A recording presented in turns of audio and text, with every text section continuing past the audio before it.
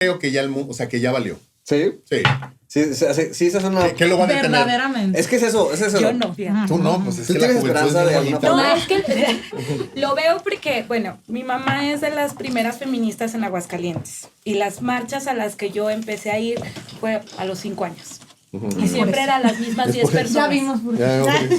¿No? Y ahora veo a 8,000 mujeres marchando. Sí. Y ahora voy a una marcha de la diversidad, del orgullo, y veo a miles de personas Sí, es marchando. cierto. Y eso de verdad me hace recobrar la esperanza. Voy y doy talleres con señoras en Tepezalá, en comunidades de Tepezalá, y dicen, ya no nos dejamos como antes. Y nunca han recibido una plática. Bueno, perdón, no lo dudo que haya más personas protestando, porque las cosas están más evidentemente mal. Sí. Más ¿Me visibles. explico? Lo que honestamente no veo es cómo vamos a resolver los grandes problemas estructurales que van a tener que ver con la escasez, Ni por yo, ejemplo, de recursos. Ni yo, pero por lo menos hay más personas preocupadas. Sí, no sé si ocupadas, y quizás me regreses la desesperanza, espero que no. No, no quiero, no es mi intención. Porque No es mi bueno, intención, pues no es mi gracias, intención, no es mi ¿verdad? intención. Sin embargo... Sí, no lo sé, pues, o sea, creo que no hay respuesta a eso. Yo creo que sí, o sea, de alguna forma hay algo de beneficio, de ventaja en el que pues sí haya gente que se indigne y que desde esta pues, posición activa ante su indignación, ¿cómo se dice? Indignación. Su indignación, ajá, pues entonces haya una movilización. Yo creo que el asunto es que, en efecto, esa movilización por sí misma no va a garantizar algo, pues, ¿no? Porque realmente quizás tensa las cosas, de alguna forma. Tensa la lucha, yo creo, pues, ¿no?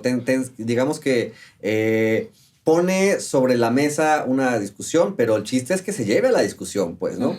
O sea, que se visibilice la inconformidad, la rabia, sí, pero entonces ¿y cómo se va a trasladar eso a que se constituyan reestructuraciones que van a Claro, ser es que quienes toman complicadas? las decisiones, pues no Es están que es eso. muy preocupados por esto de lo que estamos hablando aquí. Porque en otro episodio sobre el narcisismo, luego salía algo muy interesante, porque decía, es que en la actualidad parece también que se están eligiendo cada vez líderes más Más como nosotros. más Narcisistas, narcisistas, más individualistas, más más- ultras, o sea, más en posiciones radicales, y líderes en esas posiciones pues no se van a prestar fácilmente a a ceder, ¿no? A negociar, a acordar otras formas, pues, ¿no? En el norte se trabaja, en el centro se administra y en el sur Que se se descansa. descansa. Sí, ahí está. Qué fuerte. ¿Qué tal, no? Sí. Y esta Pero parte... también creo que es fundamental, como decías tú, voltar a ver la historia, ¿no? O sea, yo hacía un análisis sobre estas marchas feministas o estas marchas del orgullo y digo, voltemos a ver para atrás. Sí. ¿Qué hubo atrás? Que está provocando como consecuencia que estemos aquí ahora y que no es suficiente, en eso estoy totalmente de acuerdo. Sí, o sea, el salir a la marcha, el quejarse, el hacer este famoso activismo de sofá desde Facebook, no es suficiente, ¿no? Pero a mí sí me gusta mucho incluso cerrar capacitaciones porque lo veo muy en mí, pues, como Galeano, ¿no? Sabemos que es una utopía, El algo que... horizonte está caminando. Pero qué bonito habla. Pero qué bonito habla Qué el precioso, cabrón. señor. Pero entonces, ¿para qué nos sirve tener este imaginario precioso? Pues para caminar.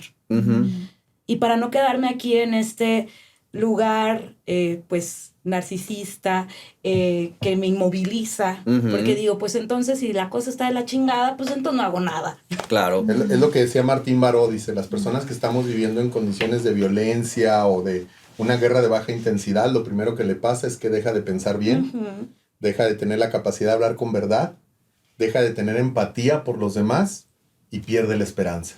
Para eso existen estas condiciones, para que perdamos la esperanza. Eso Y entonces parte. que no lo logren, que no lo nos logren. quiten eso. ¿Sabes qué? Que no nos Ahora quiten tú me eso. acabas de dar... Ese es el objetivo. Lo logré. No, y creo que de alguna forma, Esperanzas, puntos esperanzas. en este mismo Lo tono logré. reesperanzador, vale la pena adentrarnos en la última pregunta que tendría que ver justamente con cuáles van a ser o cuáles serían las funciones y los efectos de los derechos humanos sobre estas condiciones actuales de nuestra cultura, pues, ¿no? Porque, pues, digo que ¿Cuál fue la pregunta? la repito.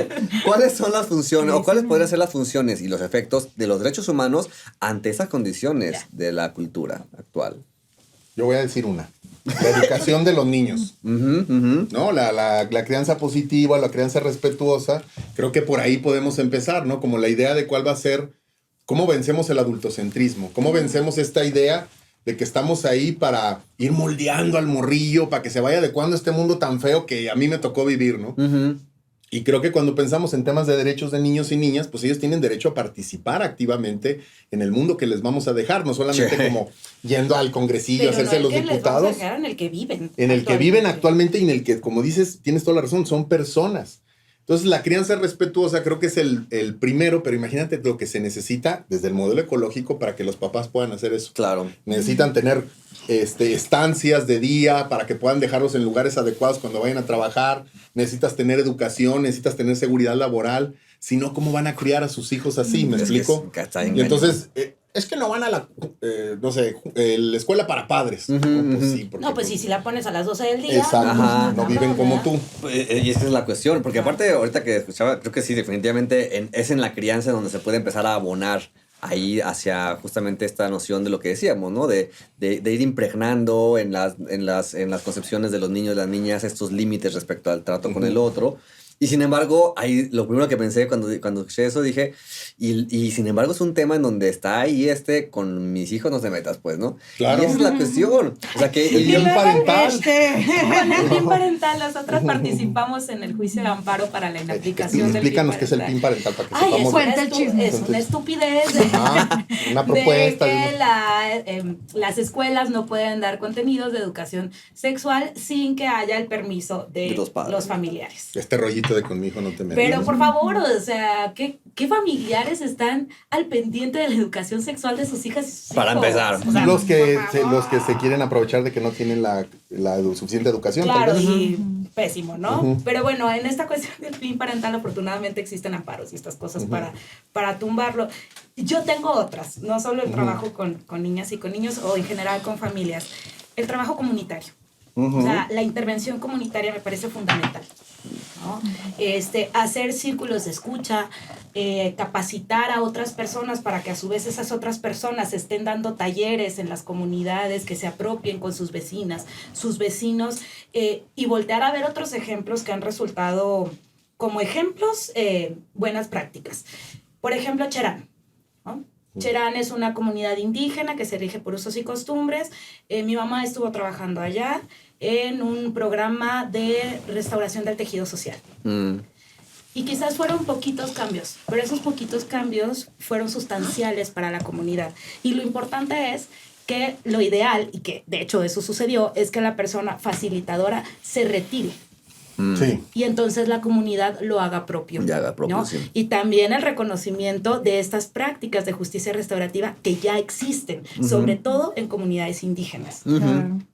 Claro. Entonces creo que también eso, sí, trabajo con familias, pero también el trabajo comunitario, ¿no? Yo les decía, híjole, ojalá que, siempre hablo del feminismo, pues porque soy feminista, ¿verdad? Y que creo que va muy acorde con el tema, que ojalá vayamos a trabajar allá donde solo llegan las brisas de nuestras olas feministas.